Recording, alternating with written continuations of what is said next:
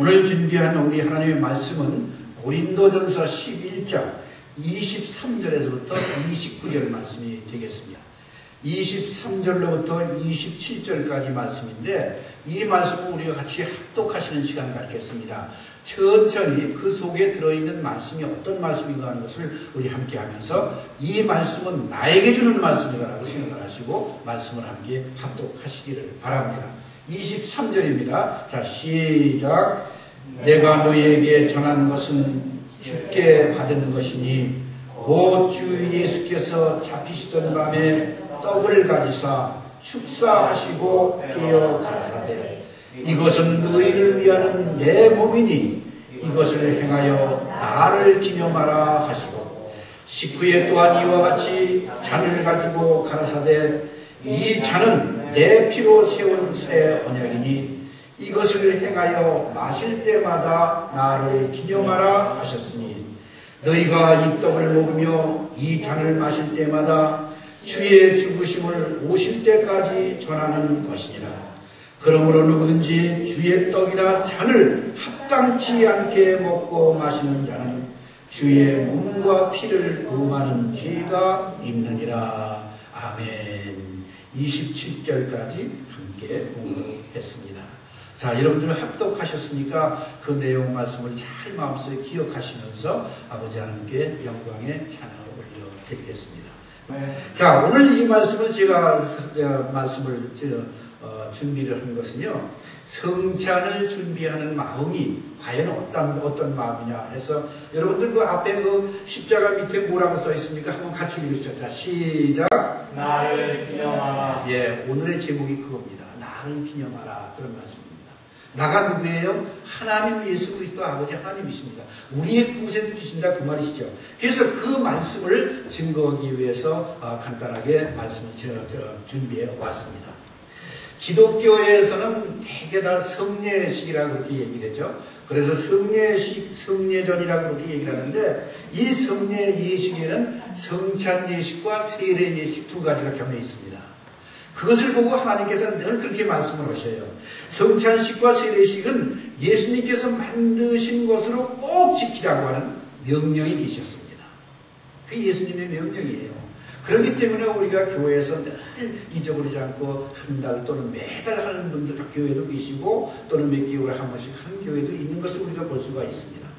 꼭 지키라고 명령하신 이 명령이기 때문에 우리 기독교에서는 이 아주 신성하게 여기는 성례 예식이 바로 오늘 우리들이 해야 될 그런 예식이 되는 것입니다. 성찬식이라고 하는 것은요, 꼭 세례를 받고 참여하는 것을 원칙으로 해요. 왜 세례를 받고 참여해야만 되느냐? 아직까지도 예수 그리스도가 누구신지 모르고 하나님이 누구신지도 모르고 무작정 믿어서 아무 증거도 없이 믿는 사람에게는 성찬 예식에 참여할 특별히 특권이 없습니다. 권한이 없다고 말해요. 근데 우리는 모두가 다 세례를 받고 이 자리에 앉으신 분들이기 때문에 우리는 그런 특권을 아버지 하나님께서 내려주신 것을 얼마나 감사하는지 모르고 이 성찬에 여러분들 참여하시는 여러분 되시기를 바랍니다. 오늘 본문 고린도전서 11장 24절에서부터 25절 두 절을 보면요, 축사하시고 떼어 가라사대 이것은 너희를 위하는 내 몸이니 그러셨습니다. 내 몸이니 이것을 행하여 나를 기념하라 하시고 식후에 또한 이와 같이 잔을 가지시고 가라사대 이 잔은 내 피로 새로 세운 새 언약이니 이것을 행하여 마실 때마다 나를 기념하라. 그렇게 말씀을 하고 계십니다. 이것을 행하여 나를 기념하라고 분명하게 예수님께서는 우리에게 명령을 해주셨어요. 성찬식에 대해서는 통상적으로 성경을 연구하는 학자들에 의하면 한 크게 세 가지로 말을 할 수가 있습니다. 그 세 가지가 뭐냐면 첫째는 화채설이에요. 그 다음에 두 번째는 공제설, 그 다음에 세 번째는 기념설 이렇게 됩니다. 그러니까 화채설, 공제설, 기념설 그 세 가지를 이렇게 얘기를 하는데요. 이것은 신학적인 면에서 이제 연구를 해서 말씀을 하는 내용의 말씀이기 때문에 꼭 굳이 여러분들이 아셔야 될 이유도 없고 또 아시면 더욱 좋은 것 뿐입니다. 그리고 여러분들은 온전히 예수님께서 우리에게 주신 말씀에 입각해서 그 말씀대로만 순종하면서 살아가시면 되는 거지만 오늘 기왕에 이 말씀을 들으셨으니까 여러분들이 참고를 하시라고 제가 조금 말씀을 드립니다. 제일 처음에 화채설이라고 하는 것은요, 천주교에서만 사용을 해요. 천주교에서는 그걸 꼭 믿고 있습니다. 그래서 화채설이라고 하는 것은 천주교에서 주장하는 것인데 포도주와 빵을 먹는 순간에 그것이 전부 다 예수님의 살과 피로 변한다. 그런 것이 화채설이에요. 그러니까 그것은 천주교에만 행하는 것이라고 아시고 지나가시면 되고요. 그 다음에 공제설이라고 하는 설은요, 루터 교회에서만 사용을 해요. 그 루터교에서 사용을 하는데 이것도 거의 천주교에서 사용하는 화채설과 거의 비슷한데 꼭 다른 게 뭐냐면 그 빵을 먹고 그 잔을 마실 적마다 그거 예수님의 살과 피를 먹는 거와 거의 비슷한 그런 공전된 삶을 살 수 있다. 그렇게 얘기하는 거예요. 그게 고기가 고기지. 예, 그렇게 얘기를 합니다. 근데 우리 기독교에서 믿는 기념설이라고 하는 것은 전혀 좀 다릅니다. 어떻게 다르냐면요. 우리 기독교에서 주장하는 것은 떡과 포도주는 예수님의 살과 피는 분명하다. 그렇지만 이건 상징적인 뜻이 있는 것이다. 그렇기 때문에 예수님이 우리에게 제정해 주시고 그대로 행하라고 하는 말씀대로 순종해서 하는 것이다. 그렇기 때문에 이 예식에 참여하는 것으로 예수님의 살과 피를 먹고 마시는 것과 같은 입장이 되어 있는 것이다 라고 얘기하는 것이 우리 기독교에서 얘기하는 바로 기념설인 거예요. 그러니까 이렇게 세 가지가 어떤 것인가 하는 것을 통상적으로 여러분들이 이제 알고 넘어가시면 그런 게 있었구나 하는 것을 아마 이해되실 줄 믿습니다. 자, 예수님께서는 제자들과 치료 만찬을 하시면서 이것은 너를 위해 나의 살과 피를 너에게 주는 거다. 그렇게 얘기를 하고 계시잖아요. 이 본문 가운데 그 말씀이 나오죠. 분명히 그렇게 말씀을 하셨습니다. 그리고 이것을 너에게 모일적마다 행하고 기념하라고 그랬습니다. 오늘 아침에도 잠깐 말씀을 드렸죠. 사실은 처음에 이제 기독교를 숭배하고 기독교를 믿는 많은 분들은요, 제일 먼저 이렇게 앞에다가 차려놓고 하는 것이 아니라 예배가를 마치고 난 다음에 귀하신 분이 함께 기도를 하고 난 다음에 음식을 가지고 함께 나누는 것을 그때는 그렇게 얘기를 했어요. 그래서 이제 그걸 가지고 말을 했는데 오늘날은 이제 그게 좀 번잡해지고 하니까 그게 조금 약해지고 해서 이렇게 만들어진 겁니다. 여러분이 그렇게 아시고 넘어가시면 가장 좋게 생각이 되리라고 믿습니다. 그래서 우리 기독교에서는요, 십자가의 사건의 의미를 되새기면서 성찬 예식에 참여하는 것이 중요하다고 하는 거예요. 십자가의 의미를 되새긴다고 하는 이야기는 무슨 얘기일까요? 예수님이 십자가에 돌아가셨잖아요. 두 손 두 발에다가 양팔에다가 못을 박히고요. 그리고 물과 피를 흘리시면서 돌아가셨다 그 얘기입니다.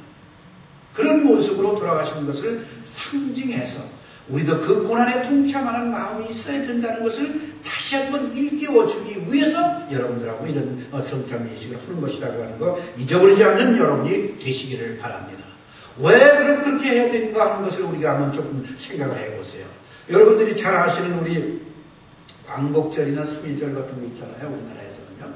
그 광복절이나 3.1절 같은 때는 꼭 잊어버리지 않고 우리가 식을 하죠. 그 식을 하는 이유가 뭘까요? 왜 그렇게 하느냐 이 말입니다. 그것은 바로 그 날을 다시 한번 생각하면서 그런 날이 다시 오지 않기를 위해서 노력하자. 그런 뜻이 있는 겁니다. 그렇죠? 일제 36년간 여러분들이 고생 많이 하시고 그런 옛 어른들이 그것을 기념하고 또 후대에다가 이런 어려운 상황이 있었을 때 우리는 이런 모습으로 견뎌내었다라는 것을 후손들에게 보여주기 위하고 그 후손들에게는 다시는 절대로 이런 어려운 상황에 빠지지 않도록 해주기 위해서 노력하라는 마음의 자세를 주는 겁니다. 우리 성찬 예식도 바로 그런 것이라고 하는 거 잊어버리지 않는 여러분 되시기를 바랍니다. 뉴질랜드에 가면요, 원주민인 피지족이라고 하는 사람이 산대요. 전 뉴질랜드를 안 가봐서 잘 모르겠습니다만은, 아마 여러분들 가신 분들 계시고 안 가신 분들, 선교사를 오래 하시면 여기도 가시고 저기도 가시고 그럴 텐데, 저는 한 번도 아직 가본 적이 없습니다. 거길 가서 가보면은, 그 선교지를 이제 쭉 가면요, 뭐가 있냐면, 어떤 돌이 하나가 있는데, 큰 돌이 있대요. 그 바위라고 할 수도 있죠. 근데 그걸 보고, 그 바위의 이름을 뭐라고 지었냐고 하면 힐링스톤이라고 지었대요. 그래서 그 바위의 이름은 힐링스톤. 우리가 스모키 마운틴에 여러분 가보셨습니까? 아시잖아요. 그와 같이 마찬가지로 큰 바위에 킬링스톤이라고 지어놨는데 왜 그 킬링스톤이라고 지었느냐 하는 것을 한번 들어보세요. 죄인이요, 하나가 잘못하는 게 있으면 그 킬링 바위에다 갖다가 밧줄을 동함해가지고 묶어놓는데요. 그리고 거기서 그 죄인을 머리를 직져서 죽인답니다. 그러니까 얼마나 참 보기 안타깝지 않습니까? 그러면 뭐가 나와요? 피가 나오잖아요. 피가 줄줄 흐른답니다. 그 바위에서요. 위에서부터 이제 묶은 데서부터 아래까지 피가 줄줄 흐르는데 그 피 줄줄 흐르는 걸 그 피지 원주민들은 절대로 닦지 못하겠다는 겁니다. 그래서 그 바위의 이름이 힐링스톤 그렇게 얘기를 했다고 합니다. 거기에 가서 그 피지족 원주민들한테 선교를 갔던 목사님이요, 성찬과 세례 예식을 할 때는 반드시 힐링스톤 앞에 가서 했대요. 그리고 여러분들한테 설교를 하고 또 여러분들한테 말씀을 그 세례받는 사람들한테 성찬 예식을 받는 사람들한테 말을 하기를 이와 같이 예수님께서 피 흘리면서 죽으셨는데 우리도 우리의 그 옛 모습은 그냥 죽고 이런 모습으로 죽고 새로운 사람이 되었습니다라고 하는 것을 깨닫게 해주시기 위해서 그렇게 했다는 겁니다. 일리가 있는 말씀이죠? 어떻습니까? 여러분들 한번 조용히 생각을 해보시길 바랍니다. 우리 자녀들 키울 때도 아마 그런 모습으로 가끔 키울 때가 있잖아요. 벌을 주기 위해서 좀 넣고 조금 좀 고통 좀 받아봐라. 그런 모습으로 우리가 또 자녀들한테 이렇게 벌도 주기도 하고 그렇지 않습니까? 그와 같이 우리 믿는 사람들에게 다시 한번 일깨워주는 마음으로 힐링스톤 앞에 가서 그렇게 선교사님들이 세례를 주고 성찬 예식을 했다는 그런 말을 우리가 볼 수가 있는 것입니다. 그렇습니다. 우리 이렇게 옛사람들은 그리스도의 십자가 앞에서 이미 함께 죽었습니다. 예수님과 함께 죽었다 그 말입니다. 그 말씀은 여러분들이 잘 아시는 갈라디아서 5장 22절부터 24절에 있는 말씀 아니겠어요? 그 말씀 가운데 보시면 그리스도 예수의 사람들은 이미 십자가에 못 박아 죽었고 그 다음에 새로운 삶을 산다고 얘기를 해요. 여러분들 다 새로운 사람들입니다. 아멘? 왜 아멘들 안 하세요? 이런 아멘 하셔야죠. 그렇잖아요. 예수님 앞에 세례 받으시고요, 예수님과 함께 사시기를 원하시는 분들은 전부가 이렇게 사시는 분들이라고 하는 것을 잊어버리지 않는 여러분 되시기를 바랍니다. 지금 살아있는 우리는요, 세상의 방법대로 나 살아가는 나 자신이 아닙니다. 지금 나는 나를 위해 죽으신 예수 그리스도와 함께 더 살아가는 그런 새로운 삶으로 바뀌어졌다고 하는 것을 말씀하는 것입니다. 고린도전서 3장 16절에 보시면 이런 말씀이 나와요. 너희가 하나님의 성전인 것과 하나님의 성전이 너희 안에 거하시는 것을 알지 못하느냐라고 얘기를 해요. 우리는 이미 하나님의 성전이십니다. 여러분들이 모두가 다 하나님의 성전이세요. 믿으시면 아멘? 그렇습니다. 우리는 하나님의 성전이에요. 하나님을 모시고 있기 때문에 하나님의 성전이라 그 말입니다. 또 6장 19절에서부터 20절에 보면 또 이런 말씀이 나와요. 너희 몸은 너희가 하나님으로부터 받은 바 너희 가운데 계신 성령의 전인 줄을 알지 못하느냐. 너희는 너희의 것이 아니라 값으로 산 것이 되었은즉 그런즉 너희 몸으로 하나님께 영광을 올려드리라. 이런 말씀이 있습니다. 이런 말씀을 우리들이 늘 읽지 않아요? 그런데 우리는 정말 아버지 하나님께 영광을 얼마나 많이 올려드리는지 올리기야 올리죠. 그렇지만 더욱더 올리는 여러분이 되시기를 바라서 이런 말씀을 드립니다. 그렇기 때문에 이제 우리는요, 내 맘 내 의대로 살지 않고 주님의 말씀에 순종하면서 살아가야 한다는 것, 이것을 위해서 예수님을 기념하는 뜻에서 성찬 예식에 여러분들이 참여하신 것을 잊어버리지 않기를 바랍니다. 또한 오늘 본문 고린도전서 12장 26절 한번 가보세요. 너희가 이 떡을 먹으며 이 잔을 마실 때마다 주의 죽으심을 오실 때까지 전하시는 것이라고 말을 해요. 주의 죽으심을 주님이 다시 돌아오실 때까지 전한다. 그게 우리에게 주신 명령입니다. 마태복음 여러분들 잘 아시는 말씀 아니에요? 21장 19절에서부터 26절까지 계속해서 보시면 그런 말씀이 나오고요. 사도행전 1장 8절에도 나오고요. 점점 곳곳에 너희는 빛이니 하나님께서 베풀어 주신 그 빛을 가지고 온 세상에 증거하라고 얘기를 해주고 있지 않습니까? 그게 바로 하나님께서 우리에게 주신 명령이에요. 그 명령 우리가 얼마나 지금 하고 있었는가 한번 스스로가 생각해 보시는 여러분 되시기를 바랍니다.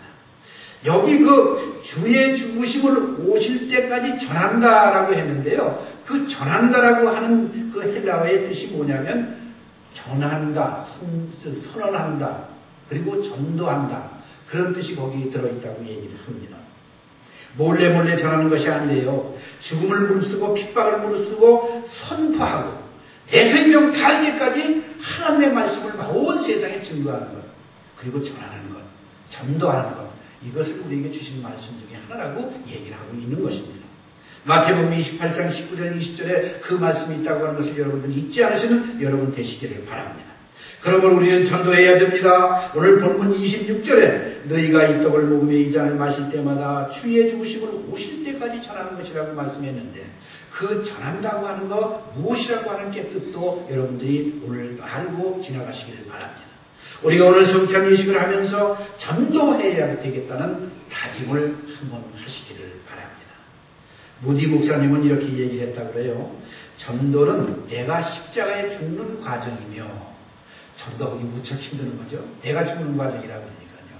내가 십자가에 죽는 과정이며 주님의 죽으심과 부활하심에 동참하는 것이다 라고 얘기했다고요.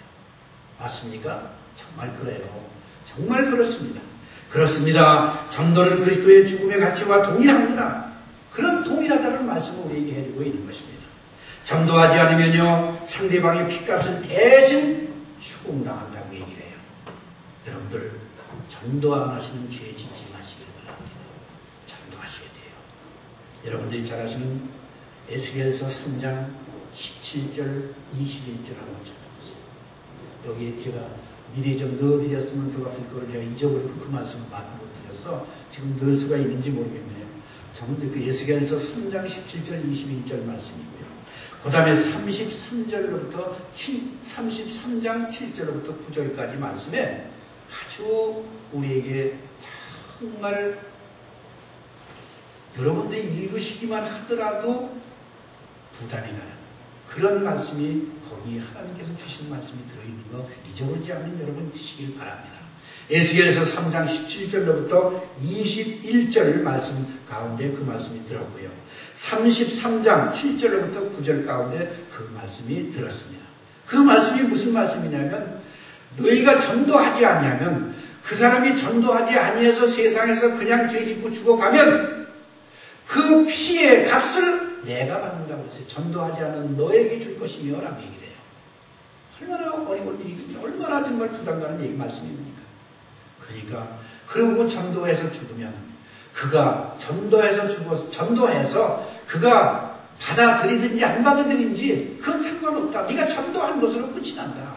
그러나 전도하고 끝냈으면 너에게 파는 그 죄는 없다라고 분명하게 말씀을 하시는 말씀이 에스겔서 3장 17절 22절에 말이 있다고 하는 것을 잊어버리지 않는 여러분 되시기를 바랍니다.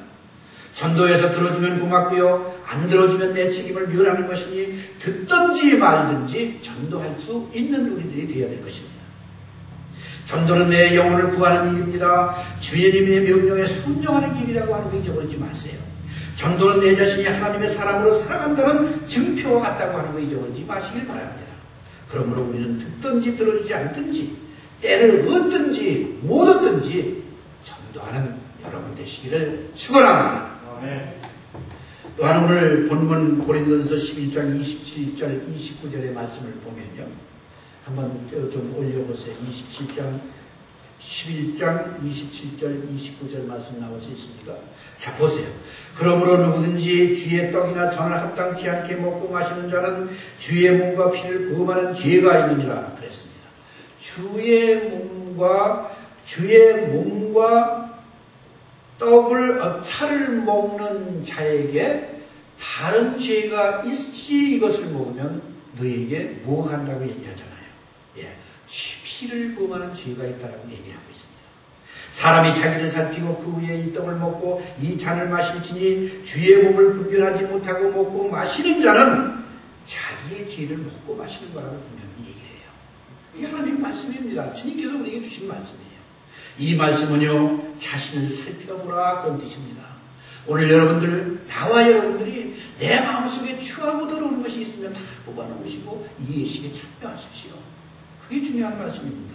당시 고린도 교회 성도들은요, 교회 내에서 음란과 교만과 미움과 다툼 등으로 아주 교회가 사분오열이 되었던 교회가 바로 고린도 교회였어요.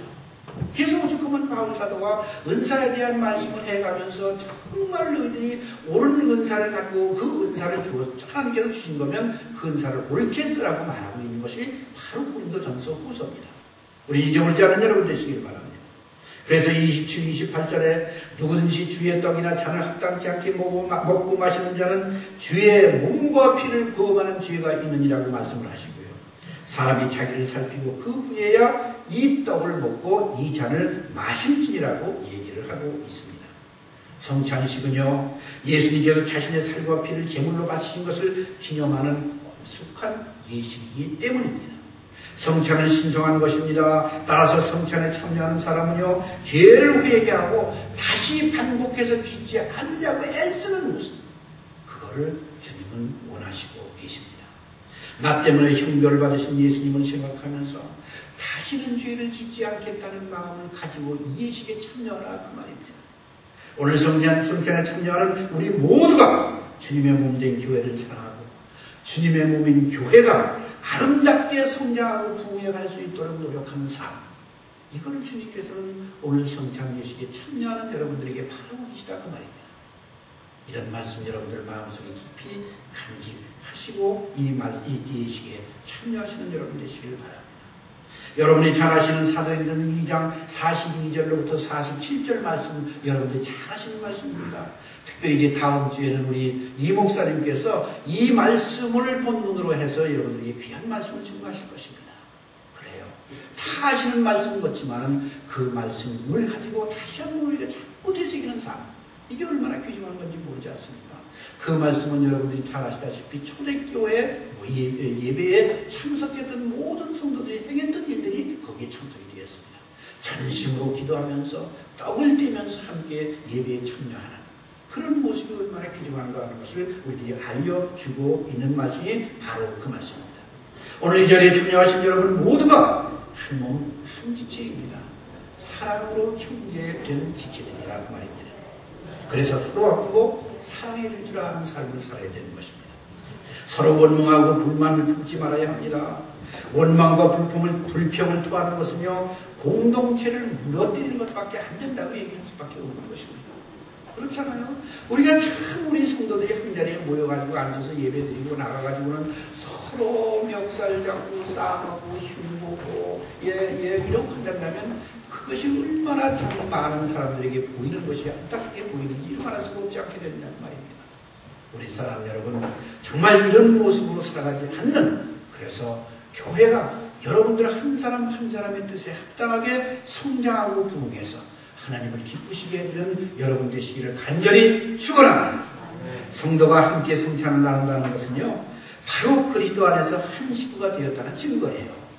그래서 이스라엘 백성들은요, 초대 이스라엘 백성들은요, 한 자리에 앉아서 함께 상에 앉아서 먹고 마시면 그것은 한 식구로 지치는 거예요.